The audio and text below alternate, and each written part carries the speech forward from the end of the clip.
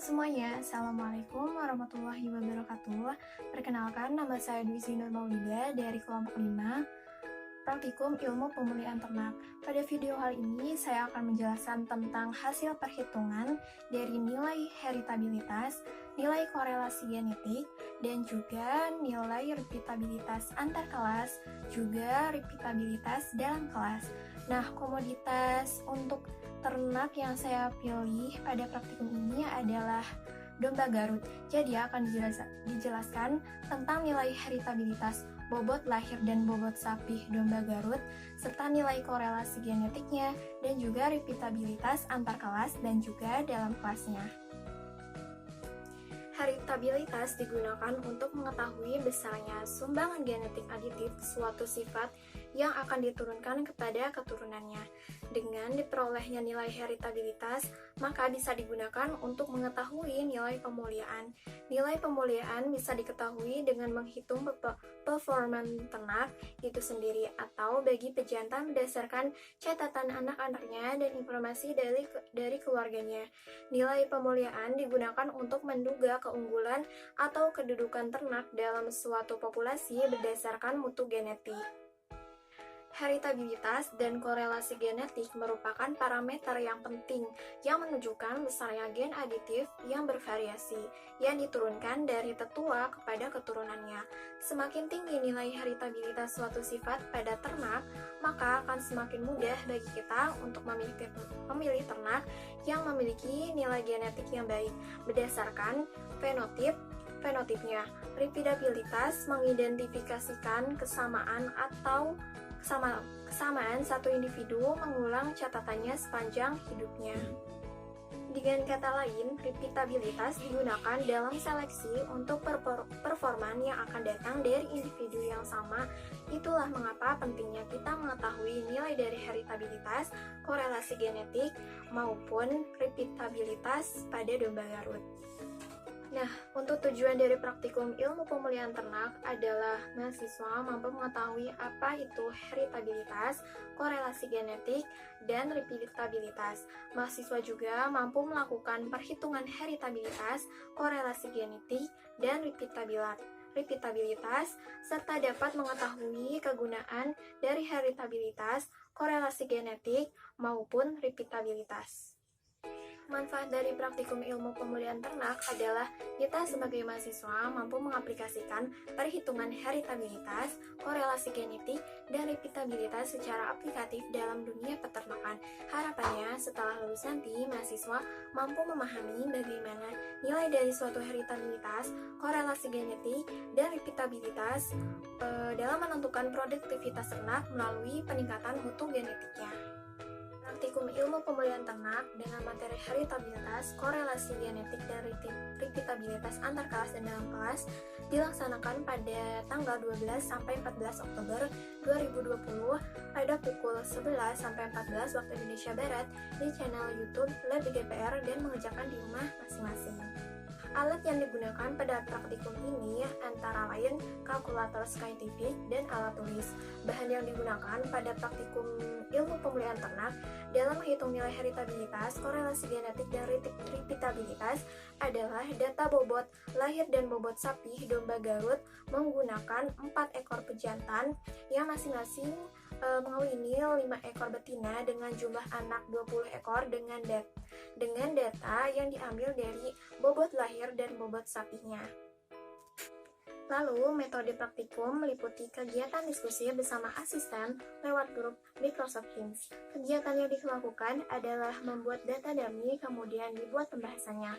Langkah-langkah dalam perhitungan dimulai dari membuat data dummy sebanyak 20 data, yaitu bobot lahir dan bobot sapi domba Garut, meliputi perhitungan heritabilitas, korelasi genetik, dan repeatabilitas antar kelas, dan juga repeatabilitas dalam kelas. Nah, lalu pembahasannya seperti apa ya? Berikut adalah contoh soalnya. Di suatu farm domba Garut yang dilihat dari recording memiliki indeks rata-rata bobot lahir sebesar 2,16 kg dan rata-rata bobot sapi sebesar 11,12 kg. Dari banyaknya anak dari domba Garut di farm, 5 ekor domba betina dikawinkan masing-masing dengan 4 ekor domba jantan yang dalam waktu 2 tahun menghasilkan keturunan di mana setiap betina menghasilkan 3 ekor domba dalam waktu 3 bulan. Dengan data bobot lahir dan bobot sapi seperti pada tabel.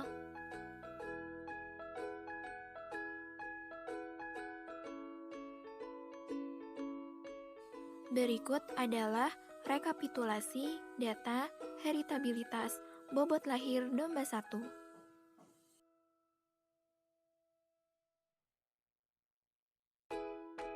Berikut adalah rumus dari heritabilitas. Faktor koreksi. FK sama dengan Y titik-titik kuadrat dibagi N titik. Jumlah kuadrat antar pejantan. JKS sama dengan YI titik kuadrat dibagi NI dikurang FK. Jumlah kuadrat antar anak dalam pejantan. JKW sama dengan sigma I, sigma K, Y kuadrat IK dikurang sigma I, YI kuadrat titik dibagi NI. Derajat bebas antar pejantan. DBS sama dengan S dikurang 1. Derajat bebas antar anak dalam pejantan. DBW sama dengan N titik dikurang S. Kuadrat tengah antar pejantan. KTS sama dengan JKS dibagi DBS. Kuadrat tengah antar anak dalam pejantan. KTW sama dengan JKW dibagi DBW. Kuadrat tengah harapan antar anak dalam pejantan. KTHW sama dengan ragam kuadrat W sama dengan KTW. Kuadrat tengah harapan antar pejantan. KTHS sama dengan ragam kuadrat S sama dengan KTS dikurang KTW dibagi K. Heritabilitas 4 ragam kuadrat S dibagi ragam kuadrat S ditambah ragam kuadrat W.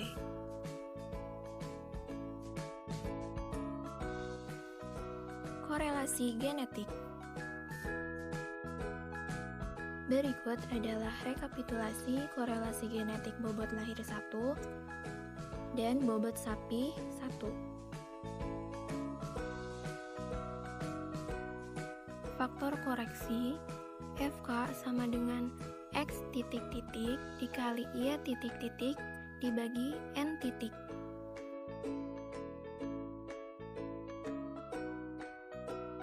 Jumlah hasil kali antar pejantan CHKS sama dengan sigma I XI titik dikali YI titik dibagi NI dikurang FK.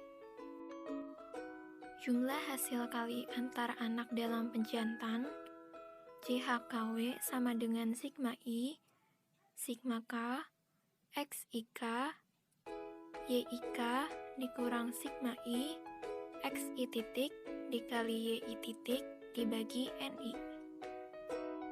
Derajat bebas antar pejantan DBS sama dengan S dikurang 1.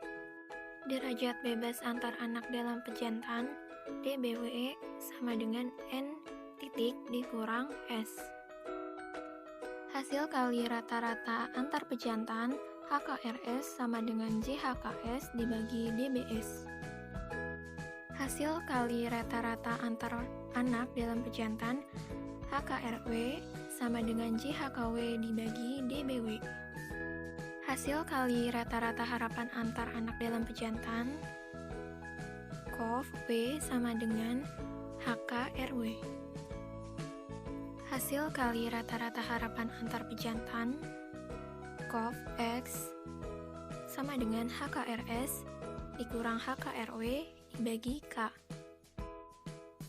Korelasi genetik RG sama dengan 4 COV S dibagi akar 4 ragam kuadrat S X dikali 4 ragam kuadrat SY. Selanjutnya, repeatabilitas antar kelas. Berikut adalah rekapitulasi Data repeatabilitas antar kelas. Rumus untuk mencari repeatabilitas antar kelas yaitu sigma xy dikurang sigma x dikali sigma y dibagi n, lalu dibagi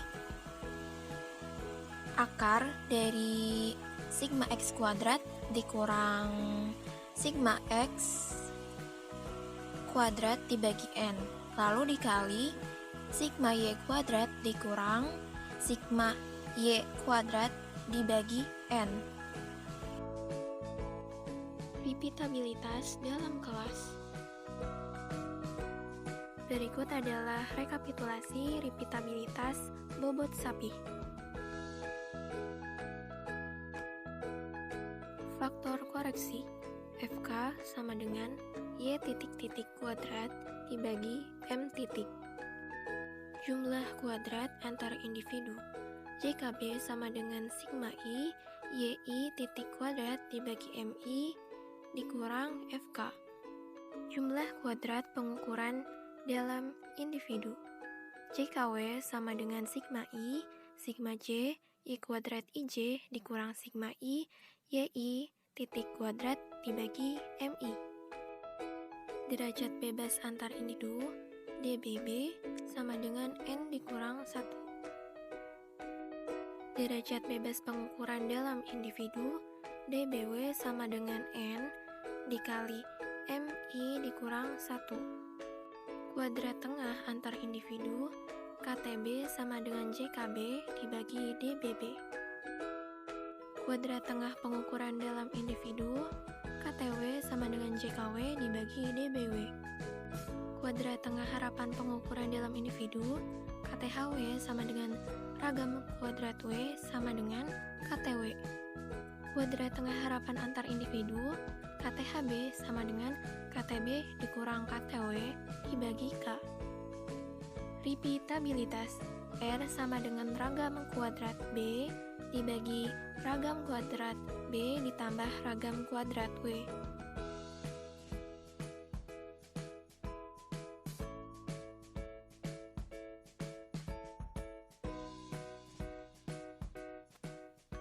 Hasil heritabilitas bobot lahir 1 domba. Nilai heritabilitas bobot lahir 1 domba Garut sebesar 0,52. Hal ini berarti kemampuan ternak domba Garut untuk menurunkan sifat individu pada keturunan selanjutnya yaitu 52%. Nilai heritabilitas tersebut termasuk tinggi. Hal ini sesuai dengan Baihaqi et al. 2016 bahwa nilai heritabilitas termasuk ke dalam kategori rendah jika bernilai kurang dari 0,1, sedang jika bernilai antara 0,1 sampai 0,3 dan tinggi jika bernilai lebih dari 0,3. Nilai heritabilitas kategori tinggi disebabkan besarnya pengaruh genetik yang mendominasi ragam fenotipik yang diduga berasal dari tetuanya.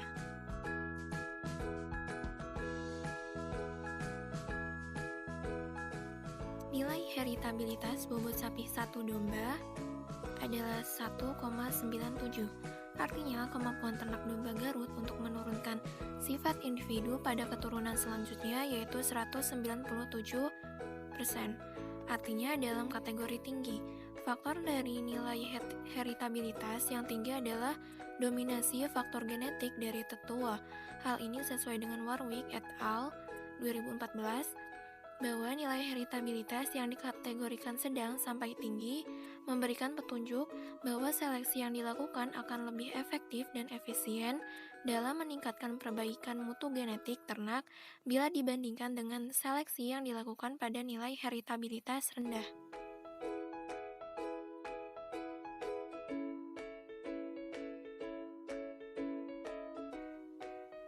Nilai korelasi genetik bobot lahir 1 dan bobot sapi 1 sesuai hasil perhitungan yaitu 0,0013, termasuk rendah.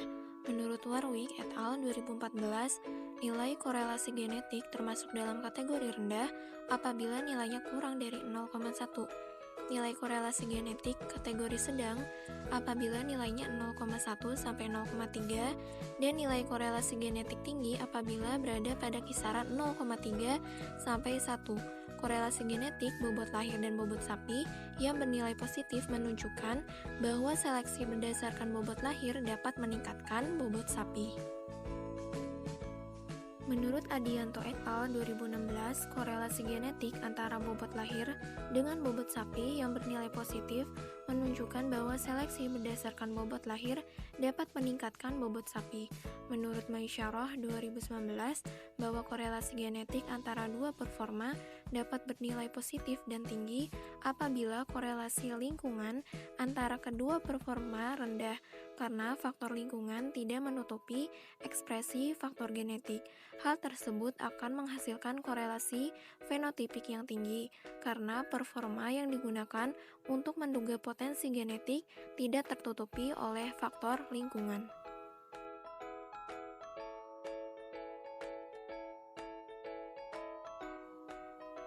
Nilai repeatabilitas antar kelas bobot lahir domba sebesar 0,18, artinya kemampuan ternak untuk memproduksi anak dengan bobot lahir yang hampir sama dengan bobot lahir berikutnya sebesar 18%, sedangkan 82%-nya dipengaruhi oleh faktor lingkungan.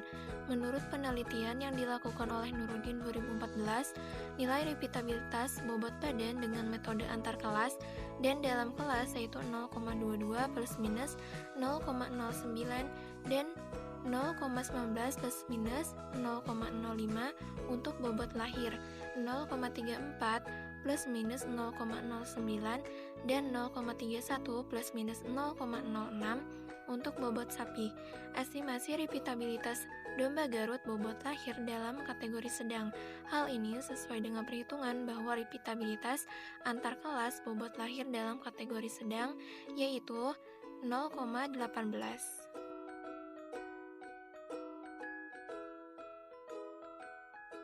Nilai repeatabilitas dalam kelas bobot sapi domba sebesar 0,41. Artinya, kemampuan ternak untuk memproduksi anak dengan bobot lahir yang hampir sama dengan bobot lahir berikutnya sebesar 41%, sedangkan 50%-nya dipengaruhi oleh faktor lingkungan. Nilai repeatabilitas dalam kelas bobot sapi dalam kategori tinggi, sesuai dengan pernyataan Nur 2010 bahwa dugaan nilai repeatabilitas terbagi ke dalam 3 kategori, yaitu 0,0 sampai 0,2, yaitu rendah, 0,2 sampai 0,4, yaitu sedang, dan lebih besar dari 0,4 dalam kategori tinggi. Nilai repeatabilitas antar kelas dan dalam kelas adalah 0 sampai 1. Menurut Novianara et al. 2015, bahwa nilai repeatabilitas adalah 0 sampai 1.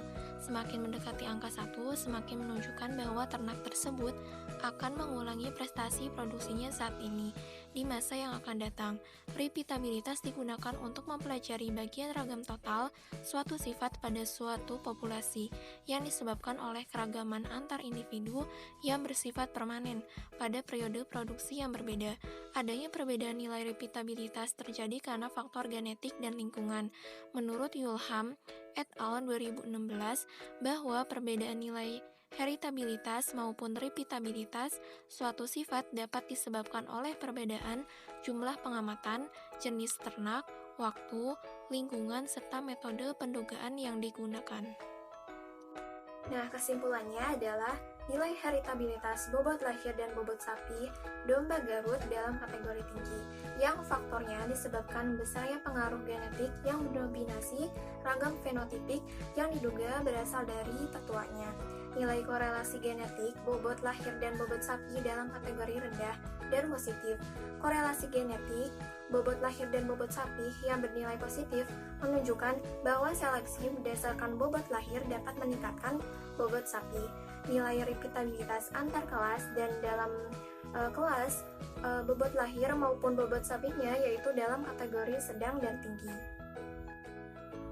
Faktor yang menyebabkan perbedaan nilai repeatabilitas adalah perbedaan jumlah pengamatan, jenis ternak, waktu, lingkungan, serta metode pendugaan yang digunakan.